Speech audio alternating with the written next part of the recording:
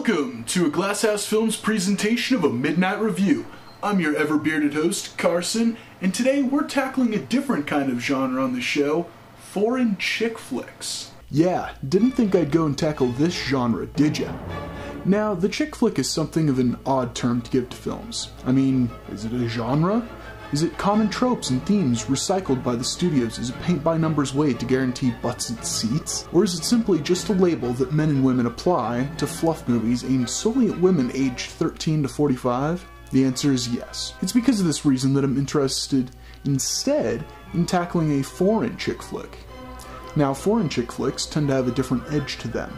Instead of focusing on a career-driven woman whose professional life is great, but feels like somehow something is missing, e.g. a man, and the 90 minutes of watching two people pretend to date, break up, and then get back together, foreign chick flicks instead focus on friendship and introspection, and dealing with more heavy topics, such as how to deal with a new step-parent. It is for this reason that tonight we're taking a look at the 1977 Japanese film House, or if you'd prefer to say it like the guy from the trailer, House.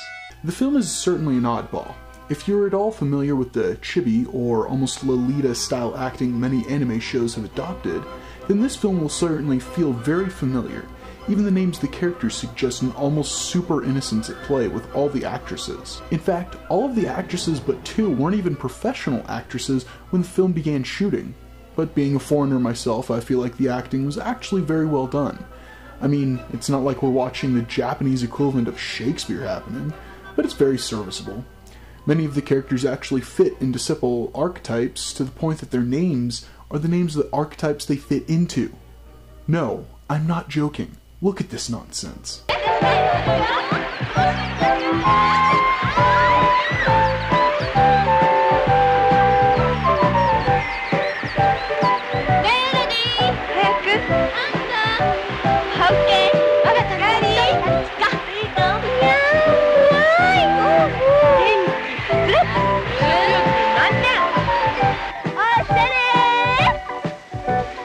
Told you so.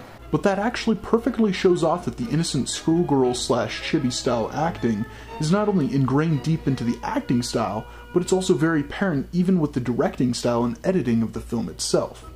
The film feels like a frenetic bouncing from the feeling of a teen drama to a bubbly Japanese version of a Beatles music video, giving the viewers a sense of stylistic whiplash in doing so.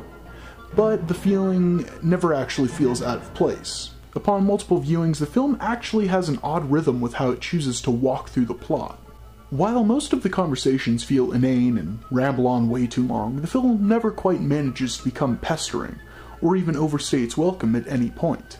It's perfectly fine for just casual watching, not really expecting anything of its audience itself other than just to enjoy it for what it is. A simple, easygoing tale of a young woman slowly coming to terms with the fact that her widowed father is attempting to move on and marry a very lovely woman. Think of it more as a bubbly, light-hearted version of something akin to Terms of Endearment. That's all for this week on Midnight Reviews. Just a simple film called House that I think a lot more people should watch to really expand their taste and their palate. Don't forget to subscribe to the YouTube page below, like the page on Facebook, as well as follow on Twitter at Glasshouse Films. Stay tuned, everybody.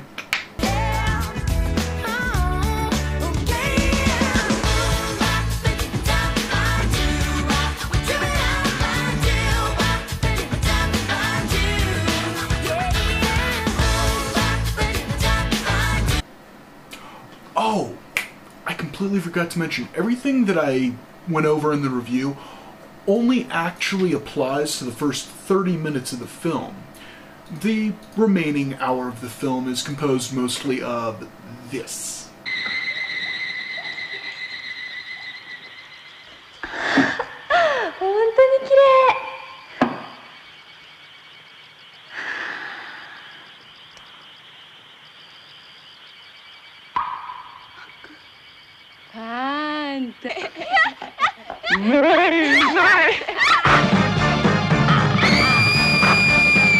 La la la la la.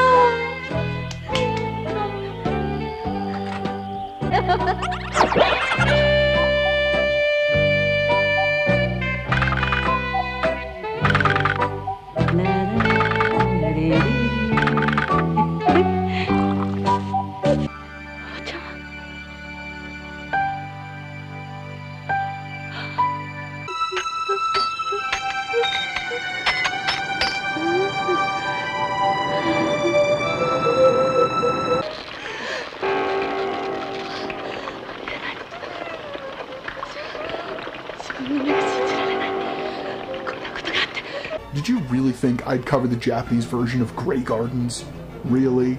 No, of course not. This film is bananas. Everything I said beforehand still holds, except I don't think it's very interesting. And when it gets to the parts that are completely bug nuts, no part of the first third of the film actually matters anymore, and is only brought up in the most tertiary of ways in the final few minutes of the film. Yes, this film is about a young woman, seriously named Gorgeous, coming to terms with the fact that her father is remarrying. In a sort of protest, Gorgeous drags her friends along to visit her very old aunt in the Japanese countryside. Once there, all sorts of bizarre things begin to happen, and the girls must fight their way out of the house before the house and aunt's plans come into fruition. To be honest though, the story is barely a pretense for the film itself. Very similar to slasher movies, House's story is more just the tiniest bit of context to get the girls into a deadly situation and then have to fight their way out of it. The story barely leaves an impression, and by the time the credits are rolling, it's the furthest thing from your mind. Again, the acting is serviceable, but the only reason why House is still remembered is because of how crazy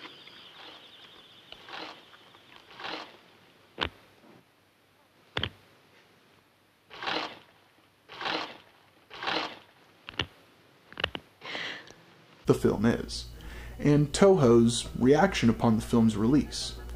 Toho only commissioned the film to be made because it had recently had a string of films that flopped. Their reasoning for why they flopped? The plots made too much sense.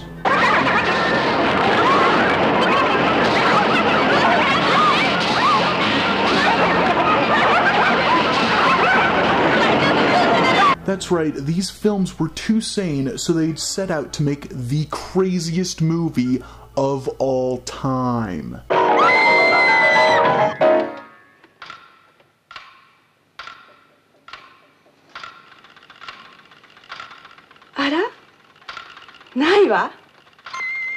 Once teens first started seeing the film in Japan, they ate it up.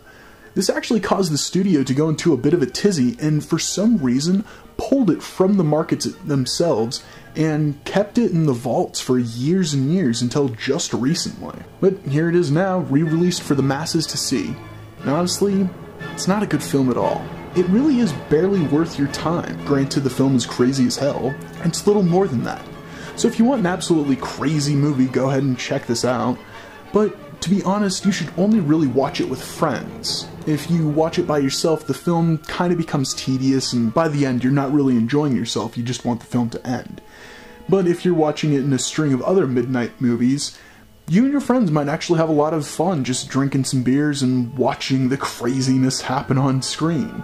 For reals this time, it's been a Glasshouse Films presentation of a midnight review. Don't forget, YouTube, Facebook, Twitter. Stay tuned, everybody.